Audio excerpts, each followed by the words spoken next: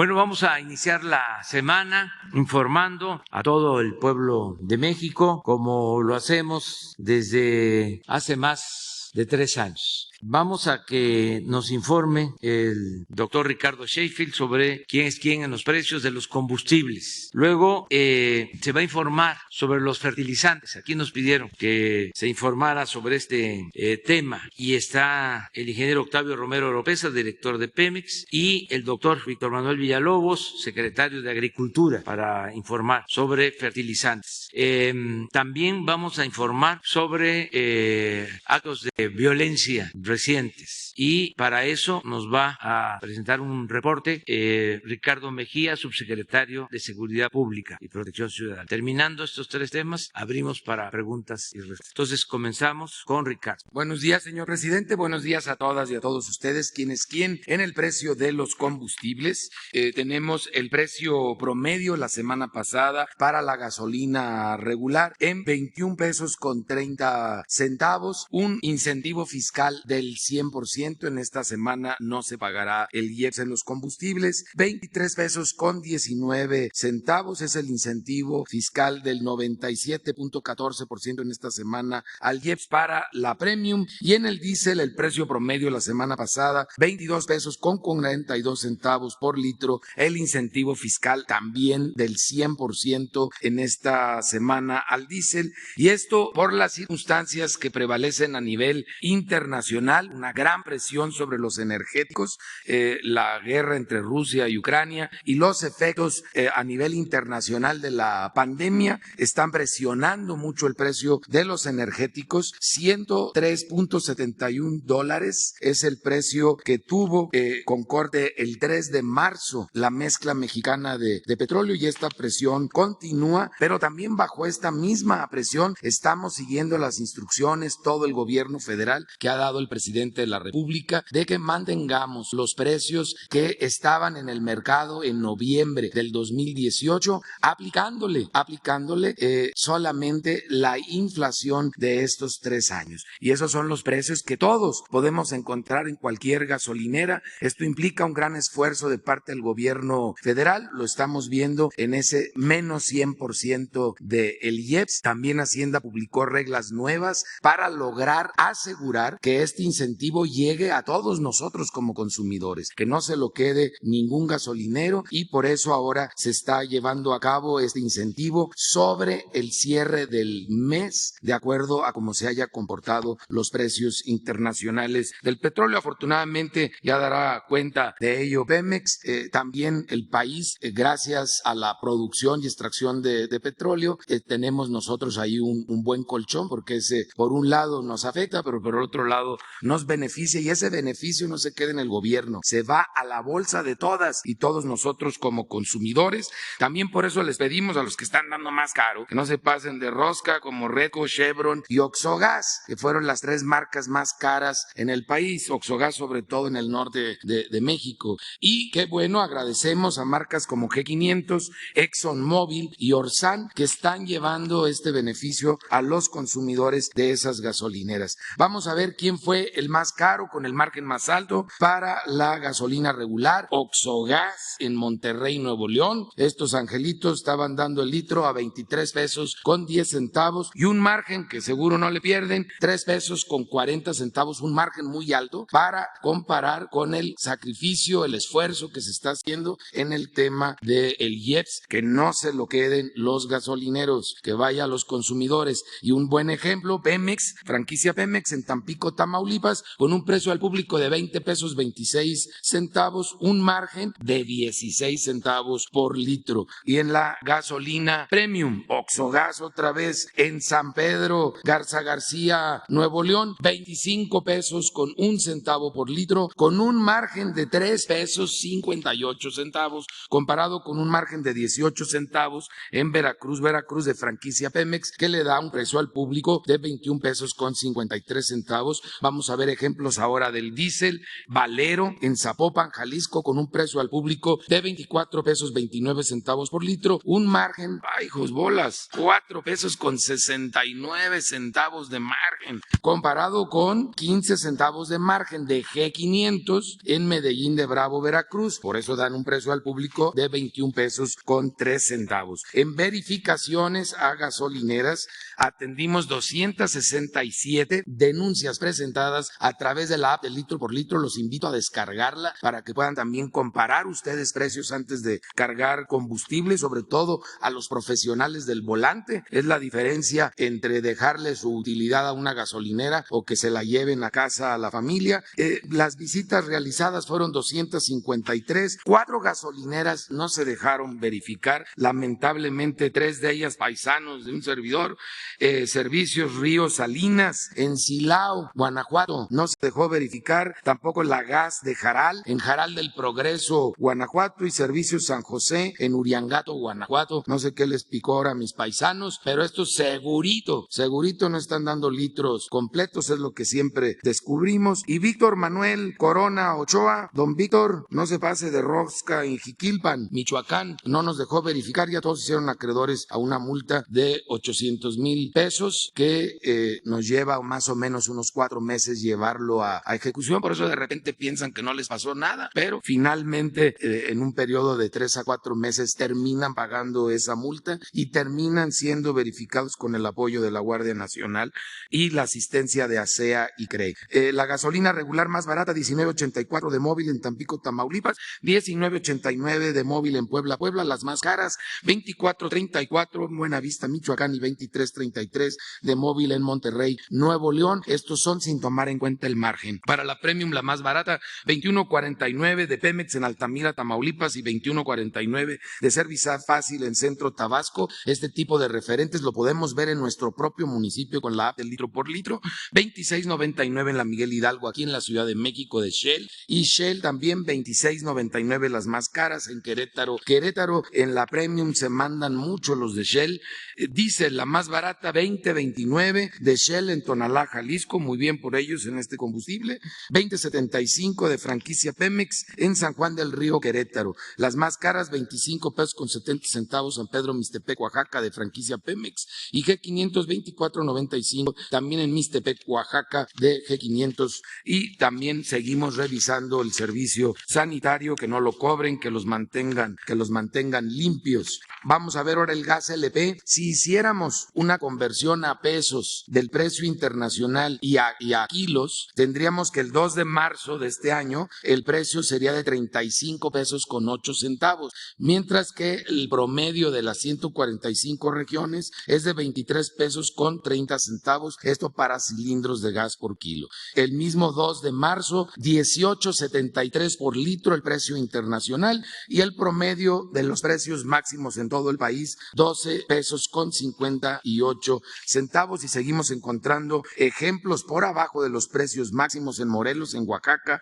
en Hidalgo, en Veracruz, en San Luis Potosí y en Jalisco. Un ejemplo de ello, Gaspopo de Ayala, Morelos, 11 pesos con 58 centavos por litro, cuando el precio máximo es de 12 pesos con 72 centavos. Un ejemplo para cilindros de gas es Gas Imperial en Villa del Carbón, en el Estado de México, 21 pesos con 37 centavos el kilo a los consumidores, cuando el precio máximo de la región es de 22 pesos con 30 centavos. En verificaciones a gas LP, realizamos 807 verificaciones o visitas, 4 resultaron con infracciones menores, 3 por vehículos inmovilizados y 1 por básculas inmovilizadas. Un buen promedio de cilindros en mal estado, menos el 1%, fue bastante bueno esta semana, y 3 vehículos que inmovilizamos. Tenemos mucho ese problema en la zona conurbada entre la Ciudad de México y el Estado de México, en el Valle de México. Se ostentaban como que eran de una gasera estos 3 vehículos, cuando las placas de los vehículos no estaban registradas ante la CRE para la distribución de gas LP, además de que no facturaban. En consecuencia, pues lo más probable es que se trate no solo de un robo de gas, sino también de una venta clandestina, ilegal de este producto, haciéndose pasar por las marcas. Les pedimos a las marcas que denuncien porque este es un tema ya de carácter penal. Ojalá nos apoyen con ese aspecto. Y vamos a ver estos 21 productos en todo el país de la canasta básica. Esta semana se pasó de rosca Soriana. Nos fueron a ver a Profeco la semana pasada para platicarnos que hicieron un cambio de políticas de depreciación, otra forma de poner sus precios, pero pues más bien nos fueron a avisar que se iban a pasar de rosca con los consumidores que quieran ir ahí. Soriana salió arriba de las tablas en todo el país. Vamos a ver los precios más altos en la zona centro. ¿Quién es el más carero? Coyoacán, Soriana en Coyoacán, 1,016 pesos con 30 centavos, pero también se pasaron de rosca en la Venustiano Carranza, en la Miguel Hidalgo, en Santiago de Querétaro. Son los precios más altos esta semana de Soriana. Rompió récord para mal, pero bueno, hay muchas opciones donde comprar. Central de Abastos en Iztapalapa sigue siendo una opción muy económica, 805 pesos con 84 centavos. Chedraui en Cuernavaca, Morelos, 908 pesos con 10 centavos. Walmart Querétaro, 925 pesos con 60 centavos. Cuidemos nuestros bolsillos, para eso es esta información, para empoderarnos y tomar buenas decisiones de compra. En la zona norte, Soriana, Tangamanga en San Luis Potosí, la opción más cara en esta zona, 1,018 pesos con 75 centavos, comparados con Ley, que en Durango tiene este mismo paquete, el mismísimo paquete, 922 pesos con 85 centavos, pero también hay opciones más económicas ahí mismo en San Luis Potosí. Y nos vamos a la zona norte también, Hermosillo, Sonora, 1,007 pesos con 65 centavos, Soriana Hiper en Hermosillo, Sonora, comparado con la Central de Abastos de Monterrey, Nuevo León, que está en 842 pesos con 42 centavos, o también tenemos Bodega Aurrerá en Apodaca, Nuevo León, por ejemplo, 879 pesos con 80 centavos. En todas las ciudades hay opciones donde este paquete sale más económico. Estos son solo ejemplos y lamentablemente en todos los ejemplos el más caro, otra vez, Soriana, Oaxaca. El paquete, 1,010 pesos con 40 centavos. Soriana Hiper en Acapulco, Guerrero, 1,001 pesos con 60 centavos, cuando tenemos opciones como la Central de Abastos de Villahermosa, Tabasco, a 830 pesos con 60 centavos, o Chedraui en mismo centro Tabasco, 854 pesos con 50 centavos, en Orizaba, Veracruz, Walmart en 925 pesos con 5 centavos. Vamos a cuidar nuestro gasto utilizando la información con la que nos empodera Profeco y la solidaridad de proveedores que sí ven por los consumidores. Muchas gracias. Permiso, presidente. Muy buenos días a todas y a todos representantes de los medios de comunicación. Vamos a hablar un poquito acerca de la estrategia para la producción y la entrega de fertilizantes.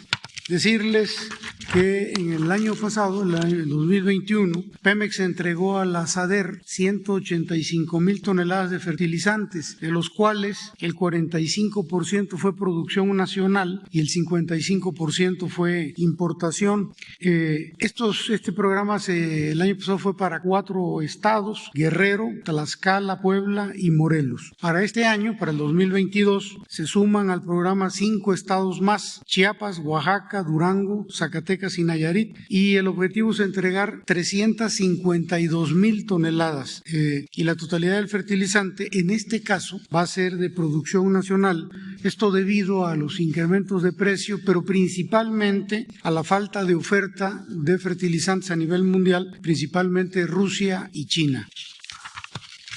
Con independencia de que para el 2022 el programa de fertilizantes para el bienestar se abastecerá con producción nacional, de forma paralela se iniciaron ya y se van a continuar hasta el 2024 los programas de rehabilitación de las 3 plantas productoras de fertilizantes: la planta de amoníaco en Cozoleacaque, Proagroindustria en Allende, Veracruz, y el Grupo Fertinal en Lázaro Cárdenas, Michoacán, y la mina de roca fosfórica San Juan de la Costa en Baja California. Para esto vamos a hacer una inversión de $300 millones, de los cuales 216 millones van a corresponder al dinero de la reparación del daño por el sobreprecio con el que se adquirieron estas plantas de fertilizante y 84 millones por parte del gobierno federal. Las inversiones requeridas, ahí se pueden ver en el cuadro que está en pantalla, por planta, Cozoleacaque, por año, 13 millones en el 2022, 87 en el 23 y ya ningún centavo en el 24, quedaría al 100%. Proagroindustrias van a ser 36 millones en el 2022, 20 en el 2023 y con eso concluiríamos. Y finalmente Grupo Fertinal, donde en el 2022 van a ser 59 millones de dólares, 41 en el 23 y 44 en el 24. Aquí principalmente por el tema de la presa de Jales, en la mina de roca fosfórica. En los 108 millones de dólares que van a invertir este año, ya están considerados los 50 millones de dólares que se recibieron a finales del año pasado por la reparación del daño del sobreprecio en la compra de la planta de fertilizantes, y están considerados también los 50 millones de dólares que se van a recibir este año, más 8 millones de dólares de parte del gobierno federal. Eso sería la información en cuanto al programa de entrega de fertilizantes, y únicamente comentarle, señor presidente, que el día de hoy se inicia la entrega de fertilizantes. Con su permiso, presidente. Muy buenos días, con su permiso, señor presidente. Como es sabido, el gobierno federal a inicios de su administración asume la ejecución del programa de fertilizantes como un programa piloto en el estado de Guerrero. La instrucción del presidente a la Secretaría de Agricultura fue llevar a cabo la ejecución de este programa. Este mismo ha ido creciendo en función de sus resultados y el señor presidente de la República instruye a la Secretaría de Agricultura de incorporar el año pasado 3 estados más, como se indicó, Puebla, Tlaxcala y Morelos. Me corresponde actualizar la información casualmente del cierre del programa del año pasado y la proyección para el presente año. Efectivamente, a raíz de este incremento de 3 estados adicionales para beneficiarios de este programa, logramos beneficiar a 394,834 beneficiarios. Esto es, comparativamente con lo que inicialmente se beneficia a productores del estado de Guerrero, un incremento importante. También, en consecuencia, se incrementa la superficie al pasar de 473,800 hectáreas en Guerrero a una superficie de 602,628 hectáreas el año pasado, incluyendo estos 3 estados. Igualmente, y como bien se señaló, el fertilizante en términos del volumen total de distribución fue del orden de 185,000 toneladas. Este año, nuevamente, el señor presidente ha instruido incrementar 5 estados más, como ya se señaló: Chiapas, Oaxaca, Durango, Nayarit y Zacatecas. Y pasaremos en términos del número de beneficiarios de 394,835 del año pasado a más de 700,000. También la superficie se verá incrementada a 1,200,000 hectáreas para estos 9 estados y el total de fertilizante que habrá a distribuirse será de 352,000 toneladas, como bien lo indicó el director de Pemex. Siguiente, por favor. El programa de fertilizantes, desde su inicio y de su objetivo principal, ha sido el de apoyar a pequeños agricultores, principalmente agricultores de autoconsumo y para granos básicos. De ahí que estos 9 estados, en el caso particular de los estados del sur-sureste, Guerrero seguirá apoyándose para maíz, arroz y frijol. En Chiapas y Oaxaca se apoyarán el cultivo del maíz. En los estados del norte, Zacatecas, Durango y Nayarit, se apoyará para el cultivo del frijol. Y finalmente los estados del centro, Puebla, maíz y hortalizas, como se hizo el año pasado. En Morelos, maíz y arroz, y Tlaxcala, maíz y hortalizas. En la logística y la forma de la distribución, obviamente parte de Pemex a través de la manufactura y la producción de urea y de DAP. Se transfiere a los centros de distribución de Segalmex y a través de la Secretaría de Agricultura y Segalmex se distribuye conforme al padrón y el tiempo de entrega. Finalmente llega a los beneficiarios en sus cantidades y sobre todo oportunamente. Para llevar a cabo todo este programa se cuenta con el apoyo obviamente de Pemex, de la Guardia Nacional, de Segalmex, de los gobiernos de los estados y los gobiernos municipales. Muchas gracias. Con su permiso, señor presidente, comentar que en el caso de San José de Gracia ha habido una comunicación permanente por indicaciones del señor presidente de la República, Andrés Manuel López Obrador, y de la secretaria de Seguridad y Protección Ciudadana, Rosa Isela Rodríguez, una comunicación permanente con el gobernador Alfredo Ramírez Bedoya y el fiscal general de Michoacán, Adrián López. Desde el día lunes 28 hay un grupo de febrero, hay un grupo que está de manera permanente en coordinación y colaboración.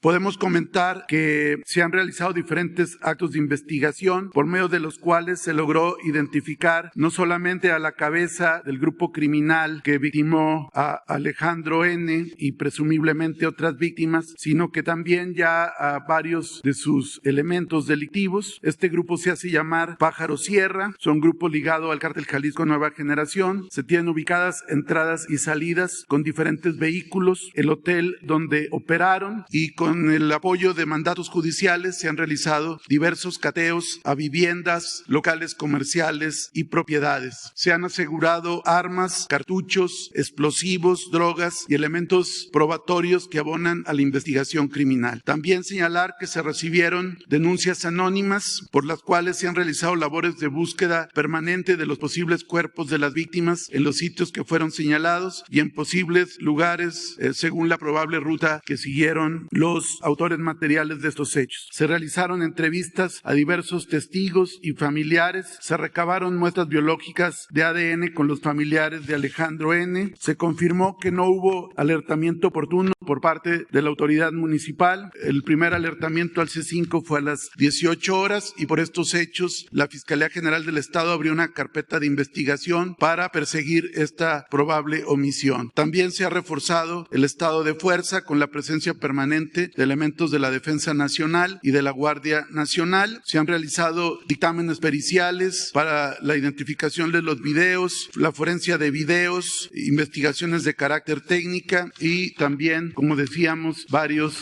cateos. Podemos señalar que al momento, insisto, al momento, los datos de prueba y evidencia objetiva que se han obtenido a la fecha respecto a los hechos no permiten establecer todavía un número determinado de víctimas, pero se sigue en las búsquedas y se sigue trabajando de manera coordinada. Ahora, si me permiten, vamos a explicar. Gracias.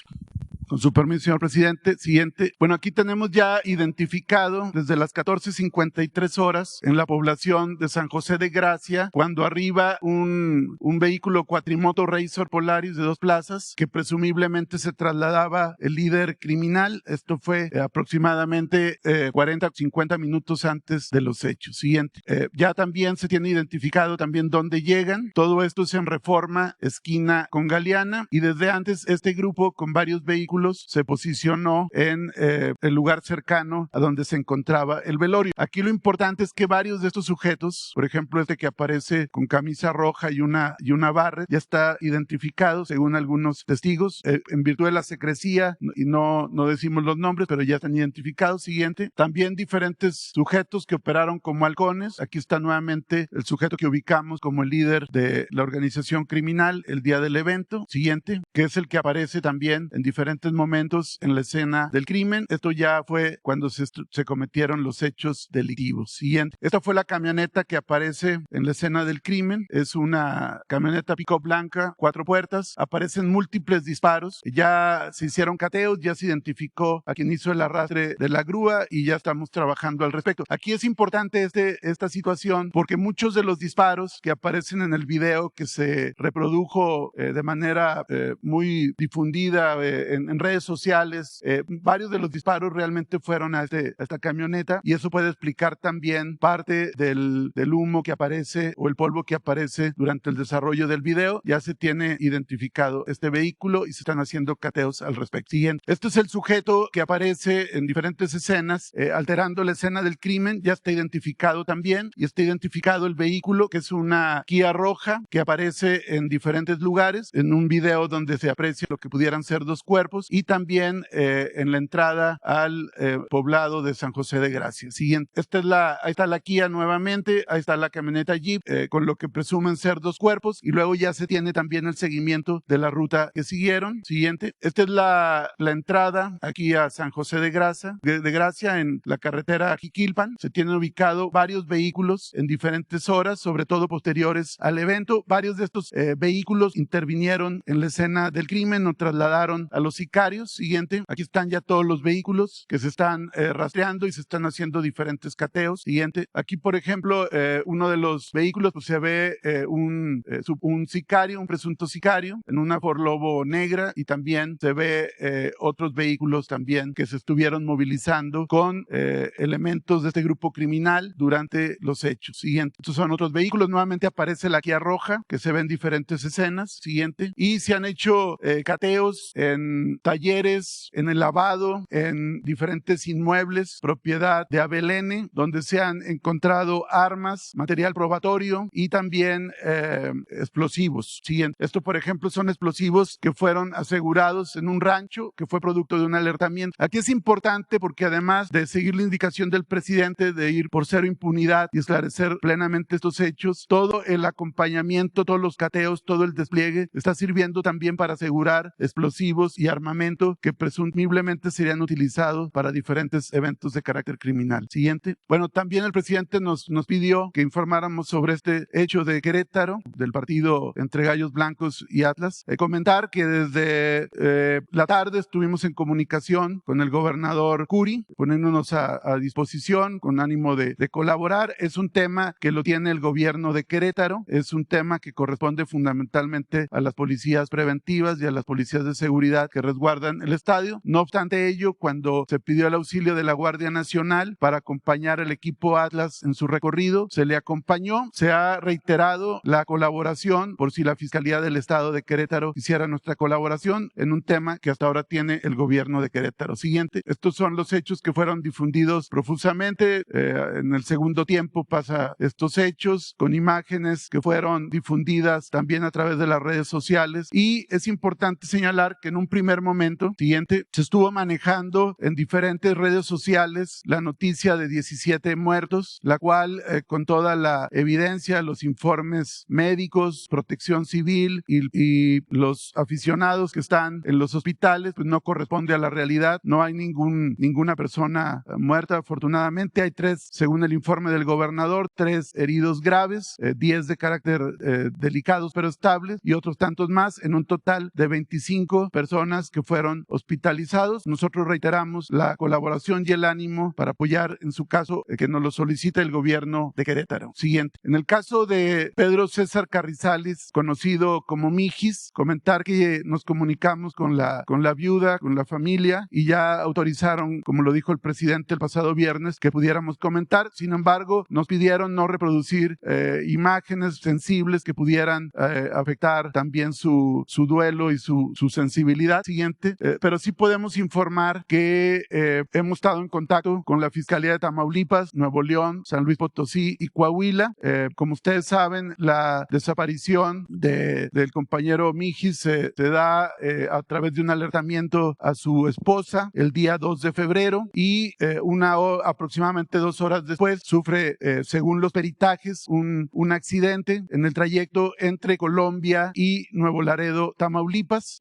Este accidente es trágico, genera consecuencias fatales. Hay posteriormente también un incendio del propio vehículo en el que él se trasladaba y todo esto fue reportado en diferentes peritajes, tanto viales, de mecánica de hechos y también de ADN. No obstante ello, como el presidente lo dijo, el viernes nosotros vamos a estar muy pendientes con las autoridades locales a contribuir a la investigación, sobre todo para que no quede ninguna duda, sobre todo por algunas llamadas previas, mensajes que le hizo Pedro Carrizales el Mijis a su señora esposa. También estamos muy en coordinación, en permanente comunicación, lo subrayo, con la familia de Mijis y también con su gente más cercana para poder apoyar en todas las cuestiones de investigación. La carpeta de investigación sigue abierta y seguimos pendientes del tema. Siguiente. Informar que en el caso de Margarito Martínez, que fue privado de la vida el pasado 17 17 de enero, informar que se ejecutaron 3 órdenes de aprehensión, siguiente, contra los autores intelectuales y materiales de estos hechos. Ya son órdenes de aprehensión que establecen la autoría intelectual y material de Cristian Adán N., alias el 16, alias el Jaguar, de José N., alias el Huesos, y de Adrián N., alias el Uber. Como ustedes recordarán, siguiente, en días pasados se hicieron diferentes cateos en diferentes inmuebles de Tijuana. Fueron detenidos 10 presuntos culpables de diferentes delitos, y entre ellos están los 3 autores materiales e intelectuales de los hechos de Margarito, con lo cual se avanza definitivamente en combatir esta impunidad y en apoyar esta situación. También fueron asegurados pues, diferentes armas, teléfonos, droga y tarjetas que utilizan también, como otras ocasiones lo hemos explicado, para comunicarse entre ellos. Comentar que en el caso de Juan Carlos Muñiz, que fue asesinado el pasado viernes en Fresnillo, Zacatecas, comentar que ya está identificado los autores y en muy breve habrá mandamientos judiciales para proceder a su detención. ¿Sería cuánto, señor presidente? Muy bien, adelante. ¿Tú también? 2, 3, 4, 5 y 6. Empezamos. Buenos días, señor presidente. Alberto Marroquín Espinosa, de JF Informa desde Cancún, es ahora am.com en Querétaro, y La Voz del Conocimiento en frecuenciacat.com. Hablando del caso de Querétaro, de tan lamentable hecho el día sábado, ahorita que oíamos el informe del subsecretario, la Federación Mexicana de Fútbol y la Liga MX, no sé si le informaron si tienen protocolos de seguridad para la operación de los estadios, ¿no? Porque se están enfocando mucho al tema de sancionar al Estadio Corregidora, al equipo de Gallos, pero ellos como autoridades, que son los presidentes de John de Luisa, presidente de la Femex Food, Miquel Arriola y Gabriel Solares, que es el presidente del Club Gallos de Querétaro. Ellos deben ser los principales responsables, porque no previeron que ha habido históricamente un pleito entre las dos barras, ¿no? Y si va a haber algo también en contra de las barras. A ver si nos puede informar también el subsecretario si hay algo respecto sobre tema de protocolos. Sí, gracias. Desde el día de los hechos, por instrucciones de la secretaria Rosa Isela, hemos estado señalando la necesidad de revisar a detalle los protocolos que corresponden tanto a los directivos de los equipos de fútbol como a las autoridades y sobre todo a la Federación Mexicana de Fútbol. Es importante para que pues se evite este tipo de incidentes. Señalar que es el primer evento de estas características en ese estadio. Abonar también a que Querétaro es un estado con bajos índices delictivos. Es un evento que, insisto, corresponde a la autoridad estatal y hemos ofrecido nuestra colaboración, pero también ya nos instruyeron a revisar también con la federación estos protocolos para prevenir la posibilidad de que se cometan estos hechos. Y desde luego otra situación importante es ver también el tema del alcohol que se vende también en los estadios, para tener también pues aminorar riesgos y mitigar cualquier conducta que pueda ser lesiva. Gracias. Muchas gracias. Yo quiero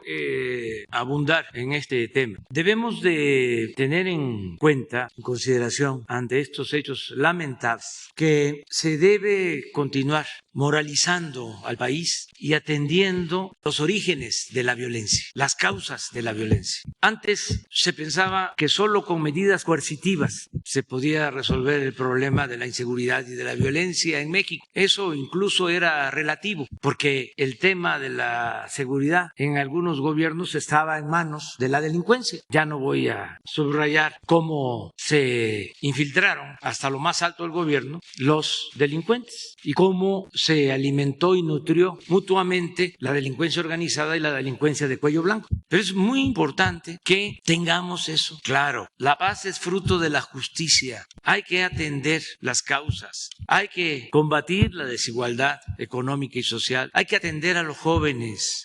Hay que desterrar la corrupción, hay que fortalecer a la familia, evitar la desintegración de las familias. Ese es el camino y eso es lo que hemos iniciado. Pero esto son resabios de los gobiernos neoliberales anteriores o de todo el periodo en que se apostó a la corrupción y a la impunidad y al abandono del pueblo. Y esto que estamos iniciando, que es un proceso de transformación que comenzó hace 3 años, está empezando a dar frutos, pero va a llevar tiempo porque es un proceso de transición donde lo viejo, lo anacrónico, el viejo régimen no acaba de morir y además todavía prevalece en mucha gente que se formó en ese ambiente y lo nuevo está naciendo, no acaba de nacer, pero la enseñanza mayor es no dejar de moralizar a México, no dejar de insistir en que solo siendo buenos podemos ser felices, no dejar de insistir que la felicidad no es la riqueza, los bienes materiales, o no solo es eso, sino estar bien con nosotros mismos, con nuestra conciencia, con el prójimo. Además, pónganse a pensar, o vamos todos a pensar, que me diga alguien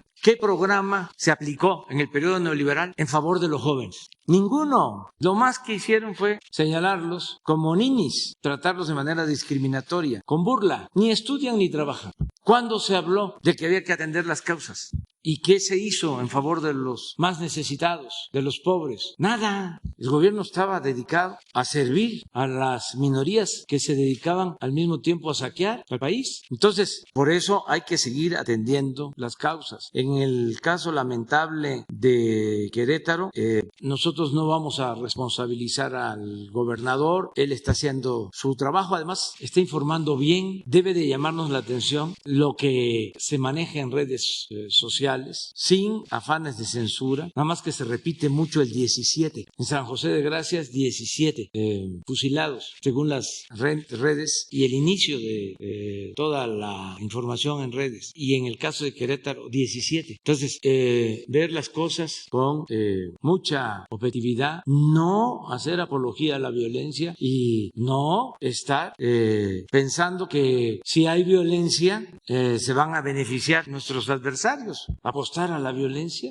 No, tenemos que apostar a la paz, al amor al prójimo. Por eso también hago un llamado a quienes van a manifestarse mañana, las mujeres, para que no se caiga en provocaciones y no haya violencia, porque tenemos información de que se están preparando con marros, con sopletes, con bombas molotov. ¿De qué se trata? Ya eso no es defender a las mujeres, ni siquiera es feminismo. Esa es una postura conservadora, reaccionaria, en contra nuestra, en contra de la política de transformación, que es una postura totalmente política. ¿Y saben de quién? De los que enarbolan supuestamente también la igualdad de género, la igualdad ante la ley, la igualdad ante Dios, pero se les olvida porque no les conviene la igualdad económica y social. No están pensando en combatir la pobreza que afecta a hombres y a mujeres, la igualdad económica y social que tiene el mismo rango que la igualdad de género, que la igualdad ante la ley. ¿Por qué hacer a un lado esa igualdad que es por la que nosotros luchamos y enfrentarnos por eso, por buscar en nuestro país la igualdad económica y social ante la monstruosa desigualdad económica y social del antiguo régimen? Entonces, yo hago un llamado a que las manifestaciones sean pacíficas y que no se caiga en la provocación y en la violencia, y también lo digo con mucha claridad para que no utilicen a quienes pertenecen a movimientos feministas y están luchando legítimamente en favor de las mujeres, cuando hay detrás grupos con otros fines políticos que buscan enfrentarnos, que quisieran vandalizar el Palacio y la Catedral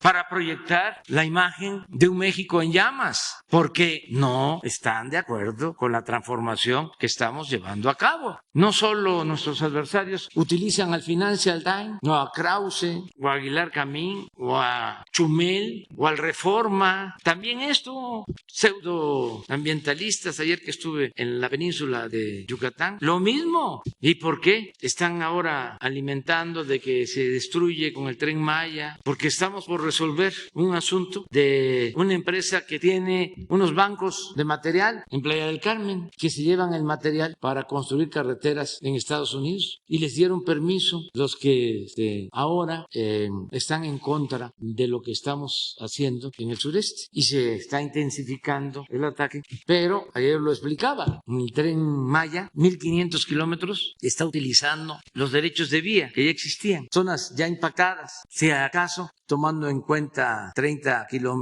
metros de ancho por 50 kilómetros o 100 kilómetros, estaríamos impactando 100 hectáreas y no de monte alto ni de selva, sino de acahuales en su mayoría. Nada más que hay que conocer qué es un acahual y qué es un monte alto. A cambio de eso, pues no solo lo que va a significar de beneficio esta obra que no se hacía desde hace mucho tiempo, es más, nunca se había invertido tanto en el sureste como ahora. El sureste lo tenían reservado para extraer petróleo, para sacarle la riqueza, pero no para devolverle lo que por justicia le corresponde a Chiapas, a Tabasco, a Campeche, a Yucatán, a Quintana Roo y a otros estados. Entonces va a traer muchos beneficios. Son 1.500 kilómetros de un tren moderno, de pasajeros, de carga, en la región más importante desde el punto de vista cultural, arqueológico del mundo, porque estamos llevando a cabo rescates de zonas arqueológicas. Esto también se lo incluye el programa. Bueno, además de eso, estamos reforestando 200,000 hectáreas con árboles frutales y maderables en toda la ruta, de las 100 hectáreas que se van a impactar a 200,000 que estamos reforestando, más 3 parques naturales de 18,000 hectáreas. Y en los 1.500 kilómetros de tren, en hilera, terminando la vía, ya está el programa para plantar árboles flor, Guayacán, Maculís, Flamboyán. Esto lo va a hacer el ejército. Entonces, no se va a afectar en nada al medio ambiente. Al contrario, esto es para proteger al medio ambiente. En los 3 parques hay uno que es para la conservación del jaguar en Tulum, que va a ampliar el área natural protegida de Calakmul y se van a destinar 2.200 hectáreas muy cerca de Uxmal, que se va a llamar el nuevo Uxmal, también con propósitos ecológicos y de fomento a la naturaleza. Entonces, quiero contextualizar todo esto para que no se vea que suceden las cosas sí por casualidad. No, estamos en un proceso de transformación y estamos enfrentando a quienes se oponen. Por eso se habla de reaccionarios, porque cuando hay acciones en contra o para enfrentar el conservadurismo, pues hay una reacción y eso es lo que estamos viviendo y por eso se habla de reaccionarios. De ahí viene el término. Entonces vamos a seguirlos enfrentando constantemente para que se viva en nuestro país en una sociedad mejor, que es lo que buscamos, para que estas cosas como las de Querétaro no sucedan. Me da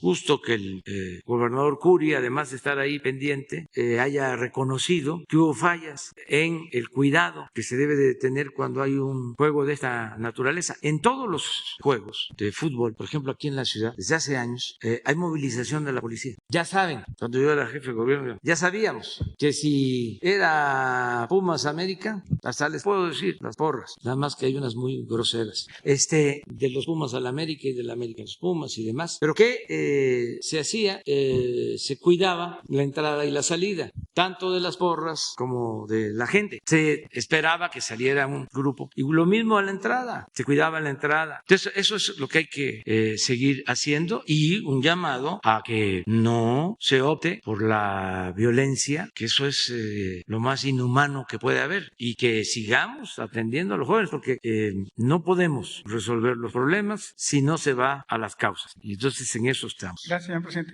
Aprovechando que en su recorrido que hizo por Quintana Roo lo acompañó el gobernador Carlos Joaquín González, ¿y qué opinó al respecto sobre esas denuncias que hay a veces allá en Quintana Roo sobre la deforestación? ¿Qué le comenta el gobernador? No hubo comentario, porque no hay daños mayores. Empezaron hace como 2 semanas a mostrar imágenes en donde se está abriendo una brecha para el tren de Cancún a Tulum en uno de los tramos, porque ni siquiera se está trabajando en todos lados asustados porque se cambió el trazo. Entonces todavía no se inicia, además están haciendo todos los estudios porque se tienen que cuidar ríos subterráneos, se tienen que cuidar cenotes, o sea, porque tenemos que actuar de manera responsable. Yo ayer puse de que yo nací en un pueblo, me crié en el campo y aprendí a cuidar, a proteger, a convivir con la naturaleza. ¿Cómo no voy a saber que hay una gran diferencia entre levantarse en la mañana y escuchar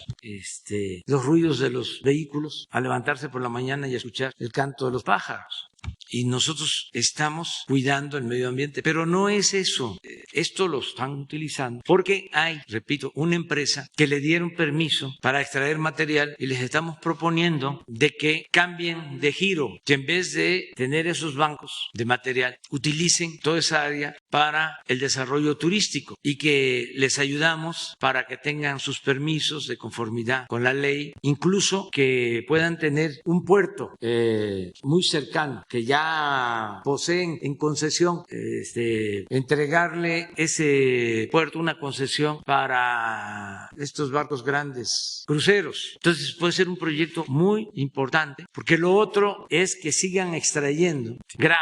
Imagínense de Playa del Carmen, que está a 1 kilómetro de la playa más bella del Caribe y del mundo, que ahí se tenga un banco y se destruya para llevarse la grava a Estados Unidos y utilizarla para la construcción o rehabilitación de carreteras. No, ya no se puede. Estos permisos los dieron cuando Zedillo, a finales del gobierno de Zedillo. Entonces ya eso no es posible y pues hay mucha gente también pues que no quiere el Tren Maya, que además tienen terrenos y quieren sacar raja, y eso ya se terminó. O sea, no van a ser como antes jugosos negocios al amparo del poder público. Nosotros tenemos que cuidar el presupuesto. Entonces la obra va muy bien, la vamos a terminar en tiempo, pero pues hay esas resistencias.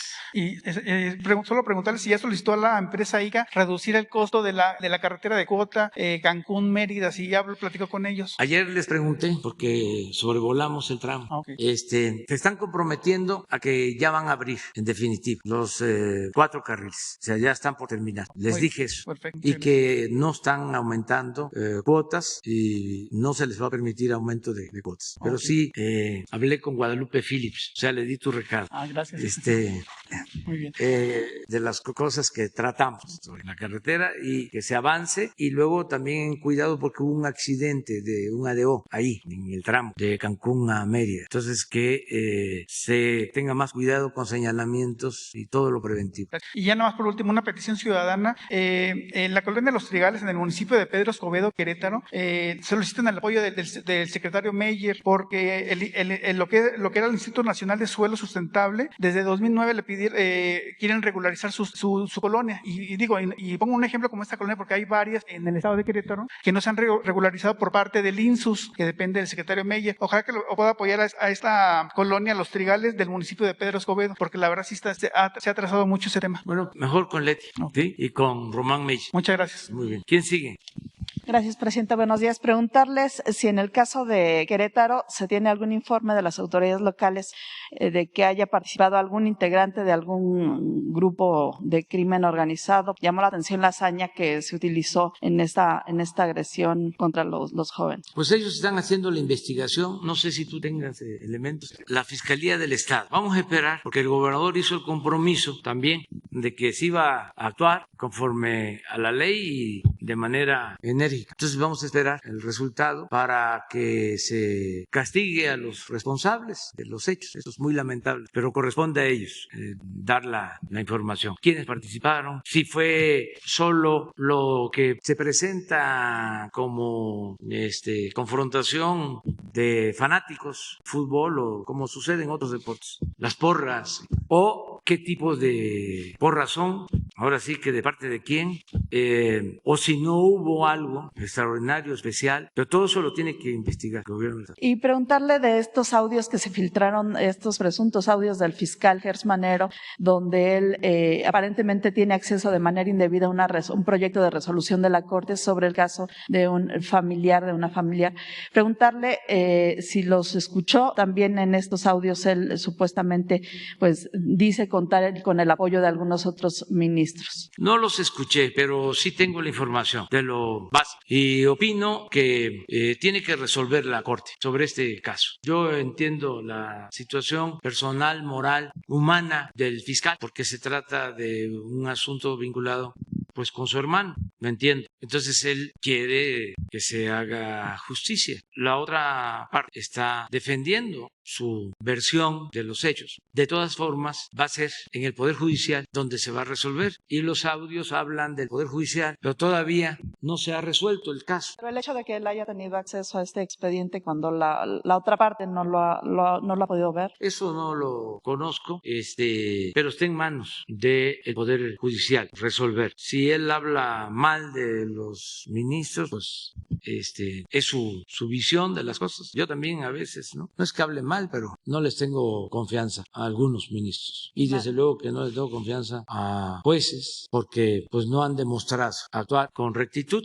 Y sobre todo no han entendido que deben de hacer justicia pensando en todos, no solo pensando en las minorías. Y hay muchos que solo actúan como jueces de grupos, de intereses creados, en favor de minorías, en favor del dinero, no en favor del pueblo, no en favor de los intereses generales de la nación. Lo vemos con los jueces que dan los amparos para favorecer a las empresas extranjeras de electricidad en contra del interés general del pueblo de México. O sea, ojalá y la Corte resuelva bien y se aclare este asunto. ¿Mantiene su confianza en el fiscal? Sí, tengo confianza en el fiscal. Y por otro lado, presidente, preguntarle sobre el tema de las escuelas de tiempo completo. Ya dijo la maestra Delfina que pues desaparecen por el tema de que se va a priorizar para la infraestructura de los planteles. Aquí la doctora Claudia Sheinbaum dijo que se van a mantener. Preguntarle si no se analiza un mecanismo justo de colaboración con los estados para mantener estas escuelas que realmente pues benefician a las mujeres que están en muchos casos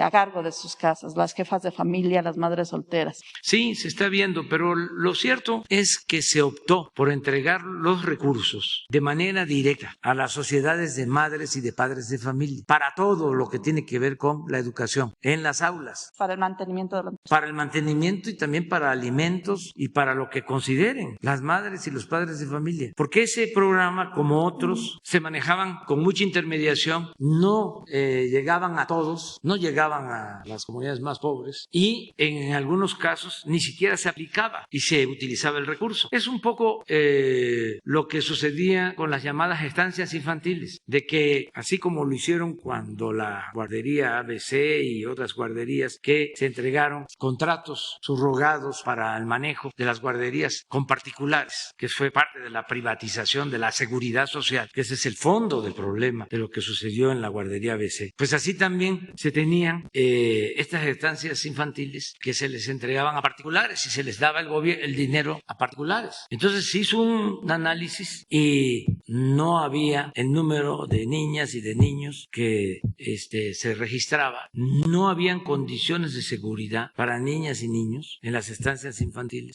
Y entonces se decidió entregar a las madres, a los padres de familia, directo el apoyo. Y así se está haciendo desde entonces. Entonces es algo parecido en el caso de las escuelas de tiempo completo. Y vamos a atender a todas las escuelas, dándole prioridad a las escuelas de las zonas más pobres del país. Pero ya llevamos como 60,000 escuelas en donde se entregan los presupuestos de manera directa. Entonces usted dice que estos recursos los podrían ellos aplicar, los que se les den para mantenimiento, para mantener la escuela de tiempo completo. Sí, y los pueden aplicar en eso y en lo que ellos decidan, pero son las escuelas donde están sus hijos y lo que no queremos es toda la intermediación burocrática. Todos estos programas los crearon cuando prevalecía la corrupción. O sea, en el caso, por ejemplo, de las escuelas, habían programas para bebederos en las escuelas. No se aplicó el programa, o sea, no se hicieron los bebederos, pero sí se llevaron el dinero, sí se robaron el dinero. ¿Se acuerdan de las pantallas en las escuelas? Estaba Josefina, creo, Vázquez Mota, Enciclomedia, o sea, eso no hay nada. no hay nada. Entonces todo se quedaba arriba. Entonces lo que se decidió es directo a la sociedad de madres y padres de familia. Entonces la mayoría de los comités de madres, padres de familia están integrados por mujeres y en un 90% los tesoreros o tesoreras son mujeres y me ha tocado ver cómo utilizan el presupuesto y les rinde y lo manejan con honestidad porque es la escuela donde estudian sus hijos. Entonces eso fue lo que se decidió, no pasar el dinero por instancias del gobierno federal, estatal, porque no llega o no se cumple. En algunos casos tiene que ver con la cuestión sindical. Entonces estamos corrigiendo todo eso. Si los gobiernos estatales, deciden hacerlo de otra forma, pues están en libertad. A mí me llama la atención porque sale Martín Moreno, por ejemplo, como Claudio X González, a defender la escuela de tiempo completo. Ya cuando veo eso, ya ¿qué está pasando, no? Ya me llama la atención, pero es eso. Gracias. Y preguntarle de la agenda de fin de semana. De la agenda de este fin de semana que sigue. Voy a estar en Chiapas y Tabasco. Empezamos en Tapachula y terminamos en Dos Bocas, Paraíso, Tabasco. Comenzamos en Tapachula con una reunión de seguridad y protección ciudadana. Tenemos otras actividades, todo de supervisión, porque no podemos por la veda hacer actos públicos. Pero sí voy a ir a un vivero, voy al puerto Chiapas, vamos a Arriaga, que vamos a rehabilitar toda la vía desde el Istmo hasta Tapachula, hasta Hidalgo, hasta la frontera con Guatemala. 450 kilómetros. Estamos viendo, él tiene otros compromisos y a lo mejor no va a ser posible en esta ocasión, pero vamos a hablar con él. Llevamos muy buena relación con el embajador Ken Salazar. Después de esta gira por el Soconusco, vamos a ir a ver las hidroeléctricas de Grijalva, que se están modernizando. Vamos a supervisar carreteras, también la vía del ferrocarril de Coatzacoalcos a Palenque, que se va a rehabilitar, y un ramal de Estación Chontal a Dos Bocas, también de ferrocarril, para sacar combustible. Y vamos a estar en la refinería, que ya está muy avanzada, muy avanzada. Rocío ha hecho un trabajo ahí de primera, se va a entregar, aunque yo no puedo decir nada, el 21, el aeropuerto Felipe Ángeles, una gran obra. Ojalá y lo reconozcan nuestros adversarios. En una de esas, quienes nos cuestionaron tanto, ¿no? En un acto de honestidad, reconocen de que fue la mejor decisión. Como también estoy esperando que Loret de Mola, ¿no? Y cómo se llama el gran periodista de investigación que hizo el reportaje de que yo les di contratos, Pemex. Bueno, pero tuve que haber dado yo la orden, ¿verdad? ¿Cómo se llama la empresa? Baker. Les di bastante contrato ahí, ¿no? Te di la orden para que le dieras contrato porque quería yo que le rentaran una casa a mi hijo, ¿no? En Houston. Entonces estoy esperando todavía que este periodista tan profesional, con tanta ética, ofrezca disculpa. Y estoy esperando también que Carmen Aristegui haga lo propio, a ver si son capaces de rectificar y no caen en la autocomplacencia. Pero bueno, mande. No, ustedes sí están invitados porque el viernes es mañanera en Tapachula. Sí, están invitados. Muy bien, seguimos. ¿Quién sigue? A ver. Gracias, presidente. Buen día, Dalila Escobar de Tiempo.tv. Preguntarle, insistir en el caso del fiscal Gertz Manero. Sobre este tema de los audios, bueno, pues ni la Fiscalía, él tampoco salieron a desmentir que existan. Si bien es cierto que una cosa es lo que se estaría pues debatiendo o resolviendo en la Suprema Corte de Justicia de la Nación, otra cosa, bueno, pues sería que de comprobarse que estos audios, por supuesto, sean de Gertz Manero, bueno, pues en todo caso estaríamos hablando de un fiscal que está pues moviendo piezas para su propio beneficio, bueno, aprovechando por supuesto el cargo que tiene. Se estaría hablando en todo caso pues además de abuso de poder, bueno, de tráfico de influencias. Preguntarle si usted considera que un fiscal que hace este tipo de situaciones es honesto, sobre todo porque uno de los cuestionamientos es que cómo se explica el hecho de que si bien este proceso contra Alejandra Cuevas y su madre pues se llevó desde 2015, es hasta que él llega a la fiscalía cuando se encarcela a una de estas mujeres y bueno, pues la otra que tiene con una orden de aprehensión. ¿Sí consideraría usted que una persona así pues sería en efecto una persona honesta y se pudiera confiar en él? Bueno, ya expliqué que es un asunto personal. Él presume de que su hermano fue asesinado y es un asunto que él quiere que se aclare y que se haga justicia. La otra parte sostiene lo contrario. Él llega a la Procuraduría y quiere que también ese asunto se resuelva. Ahora, si va a utilizar su cargo para influir en el caso, habría que esperar el resultado de los ministros. Hay que esperar el juicio,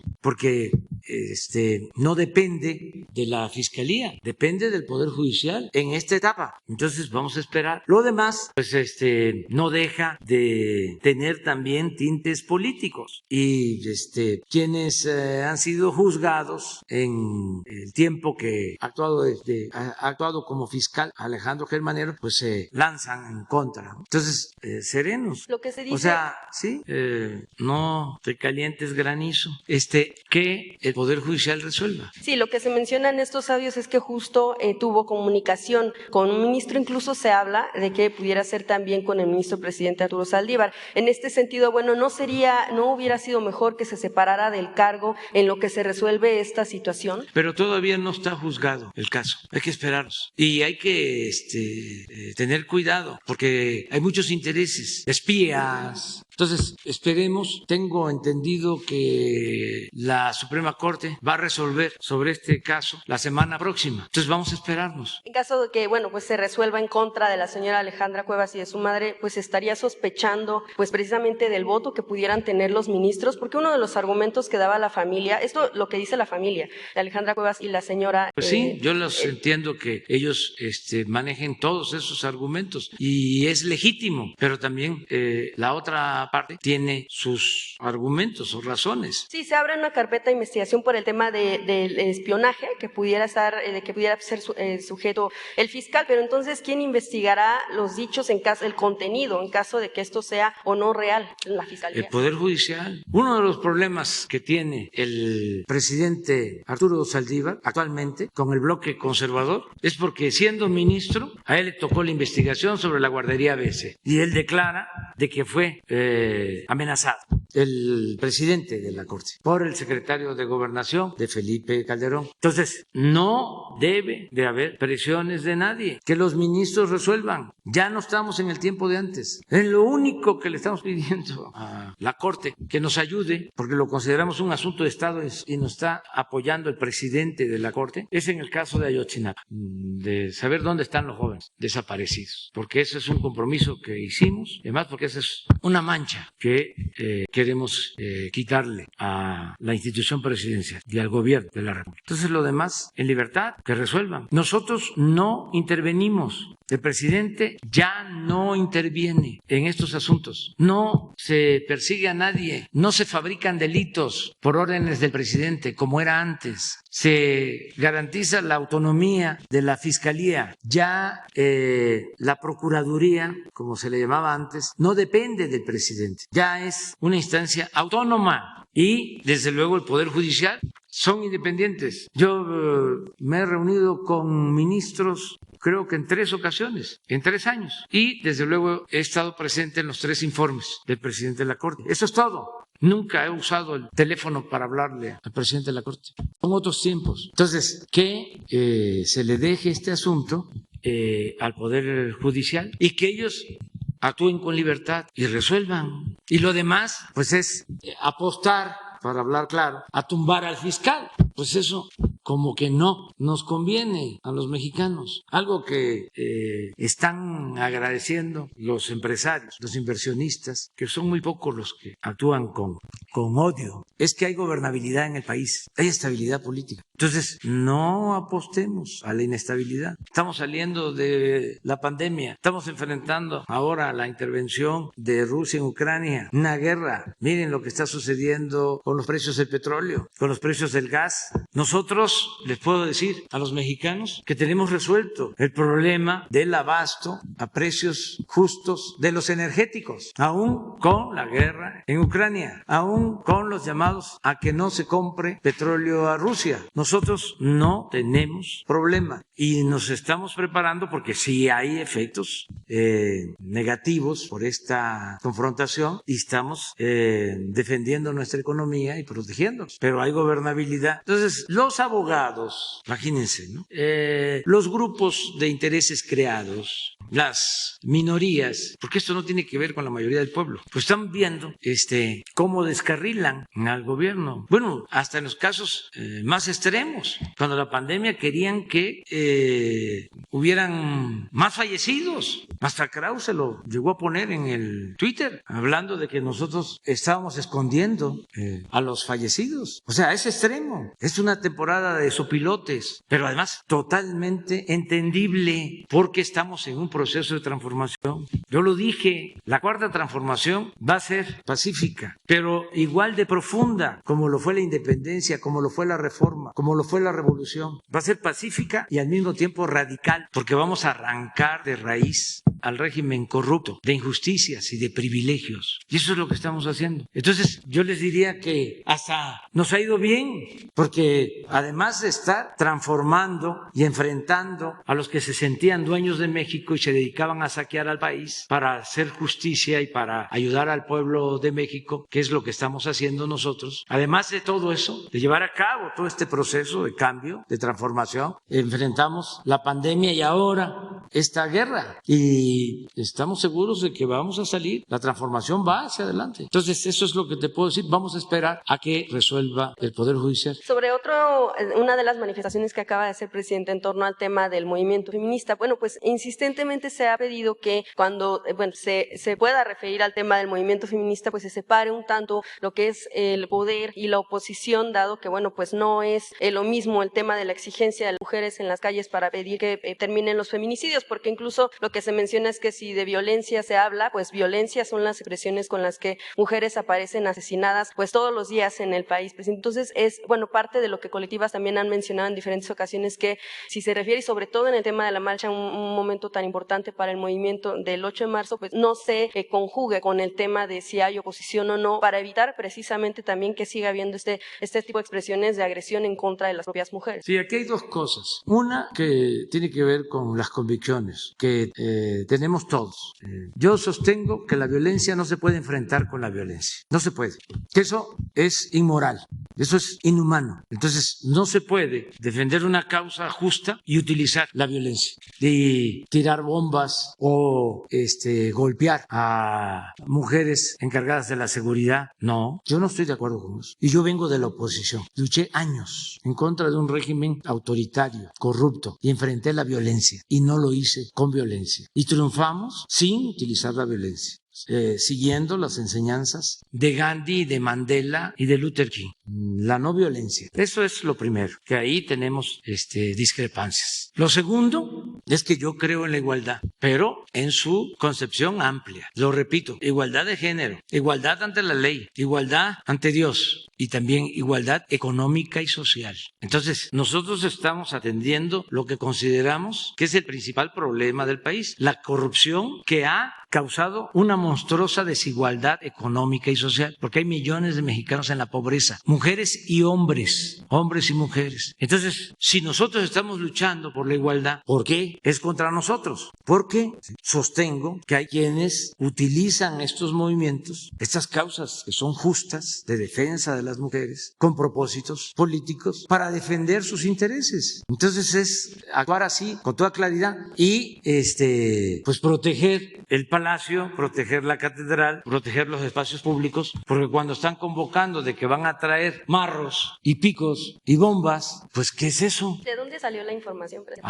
La tenemos. Es más, está hasta en las redes, Presidente, el hecho de que sí haya quienes busquen utilizar movimientos que buscan causas justas no quiere decir que no existan las causas por las que se está luchando en los movimientos auténticos. Y yo quisiera preguntarle, pues, ¿qué es violencia? Si en el caso de las mujeres lo que hacen, bueno, pues es exigir que no haya esa hazaña con la que muchas mujeres son asesinadas todos los días. Y por otro lado, bueno, sí, el tema de las mujeres policías que a final de cuentas pues también son enviadas por el gobierno para cuidar paredes y que están en medio. Nosotros estamos en contra de la violencia. ¿Y cómo no vamos a estar en contra de la violencia contra las mujeres? Claro, todos los días estamos luchando por eso. Por eso me levanto a las 5 de la mañana todos los días, para que no haya violencia, para proteger la vida, porque el principal de los derechos humanos es el derecho a la vida, y es mi convicción. Pero el que quieran ubicarnos, situarnos como que estamos en contra de las mujeres, pues no, esa es una manipulación vil.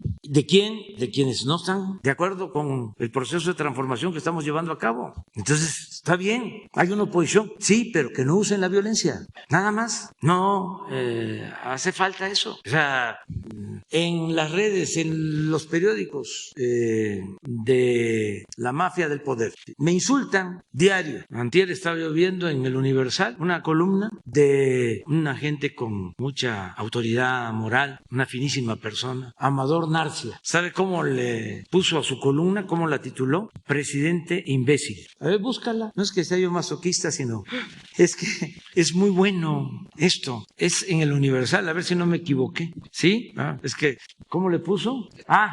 El imbécil de Palacio. Todo está permitido, eso no es problema. Nunca va a haber represalia ni censura. No le voy a hablar a Juan Francisco Ili Ortiz para decir, oye, se pasan. No, esto está bien. Pero ya cuando se trata de golpes y de tirar bombas y de agredir físicamente, pues no.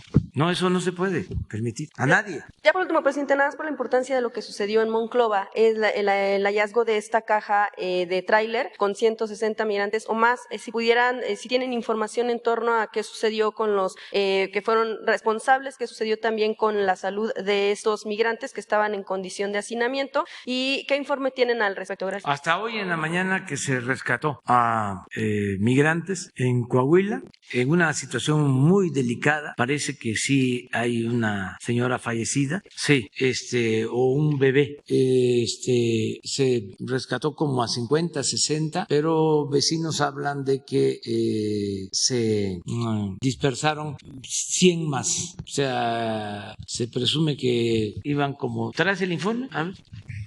Sí, gracias. Con su permiso, señor presidente, fue en el libramiento Carlos Salinas de Gortari, en Monclova, una caja abandonada, un tráiler, una caja refrigerada que no funcionaba el sistema de refrigeración y fueron rescatados en condiciones muy agobiantes. Se estima que al menos 160 personas y que habrían ido en ese tráiler alrededor de 200 a 250 personas. Se tiene conocimiento de una mujer embarazada que el producto desafortunadamente perdió la vida y hasta donde tenemos conocimiento parece que ella también. Sin embargo, decirles que esto ya las autoridades locales de Coahuila y sobre todo el Instituto Nacional de Migración, la Guardia Nacional ya están en conocimiento de este hecho y también se turnó al Ministerio Público Federal tanto el vehículo y se van a hacer las investigaciones como en otros casos de tráfico migrante que se han ya judicializado varios de ellos. Sería cuánto. Dejaron abandonado el tráiler, afortunadamente pudieron liberarse, si no las consecuencias hubieran sido más graves. Y luego otro. No, pues ya nos pasamos, Buenos mañana. días, señor. Sí, mañana, ¿no? Mañana, sí. Sí, 1, la compañero, 3, 4. 5 el señor. ¿De acuerdo? Muy bien. Nos vemos mañana.